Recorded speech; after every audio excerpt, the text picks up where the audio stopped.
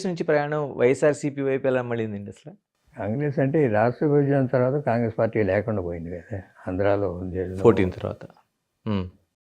Party అనేది లేదు అక్కడ. ఆంధ్రాలో ఎప్పుడైతే రాష్ట్ర విభజన చేశారో పార్టీ అనేది ఆల్మోస్ట్ 90% షిఫ్టెడ్ టు వైఎస్ఆర్సీపీ. నాయకులే కాదు, ఓటర్స్, కాంగ్రెస్ ఓటర్స్ మొత్తం అటు షిఫ్ట్ అయింది. ఇప్పటికీ అక్కడే ఉంది కాంగ్రెస్ ఓట్ బ్యాంక్ అనేది. షిఫ్ట్ అవ్వలేదు. మీరు 2014 అదంతా 19 వరకు మీరు వైసీపీతోనే జగన్మోహన్ రెడ్డి కూడా ప్రయాణం చేశారు.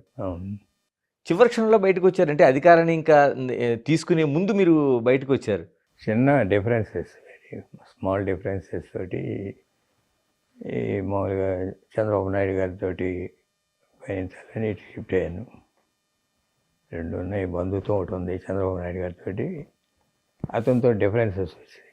డిఫరెన్సెస్ అంటే ఈ పర్సనల్ పోట్లాడలు ఏం కాదు, మామూలుగా పార్టీ కార్యక్రమాలు నడిపే విధానం మీద నేను విభేదించి బయటకు వచ్చి టీడీపీలో జాయిన్ అయ్యాను. ఆల్మోస్ట్ మీరు పాదయాత్ర అంతా ప్యాటర్న్ అంతా మీరు వెనుకున్నారు చాలా వరకు. పాదయాత్ర, పార్టీ నిర్మాణం అన్నిట్లోనూ ఉన్నాను. ఇదే 1 year ముందు, 1 year కాదు 7-8 months ముందు డిఫరెన్స్ వచ్చినాయి. Came out. సరే, ఇప్పుడు ఉండే జగన్మోహన్ రెడ్డి గారు ఉండే నివాసం, అంటే అంతకుముందు ముఖ్యమంత్రిగా ఉండే నివాసం కావచ్చు, లేకపోతే అదంతా మీరు నిర్మాణం చేశారు? అంతకుముందు కన్స్ట్రక్షన్ మీరు అంతకుముందే మొదలు పెట్టారంటారు? ఏం చేసింది మా అబ్బాయి, నేనంటే మా అబ్బాయి కంపెనీలో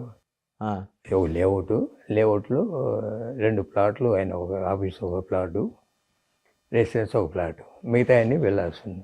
అంటే ముందు విల్లాస్ కోసమని మీరు అది స్టార్ట్ చేశారు? అవును. నేనే అది ఉంటే బెటర్ అని చెప్పాను. ఓకే, చేశాను. అతను చూడలేదు, ఈ ప్లేసు చూడలేదు, నిర్మాణం జరిగేటప్పుడు రాలేదు, గృహప్రవేశానికి వచ్చాడు అంతే. అంటే ఎలక్షన్కి ముందు కదండి గృహప్రవేశం జరుగుతా? ఎలక్షన్ ముందే. నేను లేను గృహప్రవేశాన్ని, నేను వెళ్ళా, మా అబ్బాయి వెళ్ళాడు. కానీ అప్పటికి మీరు బయటకు వచ్చారు. అంటే పార్టీకి విరాళంగా ఇచ్చారా? లేక అదేలే ఎస్పీ సైట్ అతని పేరు మీద కొన్నాం, కన్స్ట్రక్షన్ కాంట్రాక్ట్ కూడా మనం చేసి అన్నీ వాస్తు ప్రకారం, కానీ అన్నీ మంచిగా వస్తాయి. దాని ముందు పార్టీ ఆఫీస్ కూడా సేమ్ డిజైన్తో ఉంటుందండి. ఇప్పుడు అది మీరు కట్టిందేనండి? Party office, camp office. Okay, ఇల్లు సేమ్ డిజైన్లో ఉంటుంది? ఇల్లు వెనకాల ఉంటుంది. వెనక ఉంటుంది.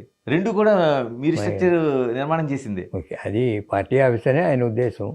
నేను నవ్వుతూ జోక్ చేసేవాడిని ఎప్పుడన్నా, అది క్యాంప్ ఆఫీసు, క్యాంప్ ఆఫీసే తప్ప పార్టీ ఆఫీస్ కాదని. ఓకే, అధికారం వస్తుందని. వస్తుంది అంటే క్యాంప్ ఆఫీస్ అయినా పార్టీ ఆఫీస్ అయినా ప్రెసిడెంట్ రూము, సెక్రటరీ రూమ్ ఉంటాయి, లేకపోతే స్టాఫ్ రూమ్లు ఉంటాయి.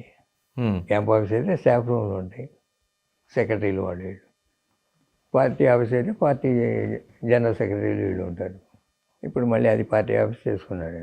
శశిగిరి గారు, అంటే చిన్న డిఫరెన్స్ అంటున్నారు, పార్టీ కోసమేనండి? పార్టీ నిర్మాణం కోసం, లేకపోతే పార్టీకి నడవడి కోసం ఆ మూమెంట్లోనే జరిగిందా ఆ డిఫరెన్సెస్ అనేవి? అంతే, పార్టీ కోసమే. పార్టీ కోసం అంటే ఇప్పుడు డిక్టేరియల్ యాటిట్యూడ్ ఉండకూడదు అనేది. అదే విధానం సాగించాడు. 5 ఏళ్ళ రూల్లో కూడా క్యాడర్ నెగ్లెక్ట్ చేశాడు. క్యాడర్ నెగ్లెక్ట్ చేయడం కరెక్ట్ కాదు. ఎప్పుడైనా రాజకీయ పార్టీ, ఏ పార్టీ అయినా క్యాడర్ వర్క్ చేయకపోతే పార్టీ నిలవదు. కులాలు, even Reddy cadre not happy.